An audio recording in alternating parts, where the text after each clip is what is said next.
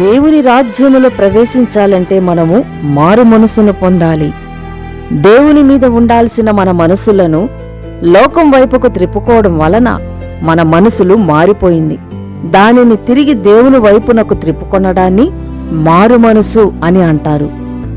దేనికోసమైతే మన మనసులను త్రిప్పేసుకున్నామో వాటిని విడిచి నేల బాప్తిస్మము ద్వారా, పరిశుద్ధాత్మ బాప్తిస్మము ద్వారా, అగ్ని బాప్తిస్మము ద్వారా మనము పరిశుద్ధపరచబడితేనే దేవుని రాజ్యములోనికి ప్రవేశించగలము.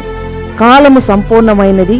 దేవుని రాజ్యము మనకు సమీపంగా వచ్చి ఉంది కనుక మన మనసు మార్పు చెందితే మనము దేవుని రాజ్యంలోనికి ప్రవేశించగలము. కనుక మనము మారు మనసును పొందాలి. ప్రార్థన దైవ చిత్తానుసారమైన దుఃఖము రక్షణార్థమైనటువంటి మారు మనసును కలుగు చేస్తుంది కనుక అట్టి మారు మనసును మాకు దయచేయమని నీ నామం పేరిట వేడుతున్నాం తండ్రి. ఆమేన్.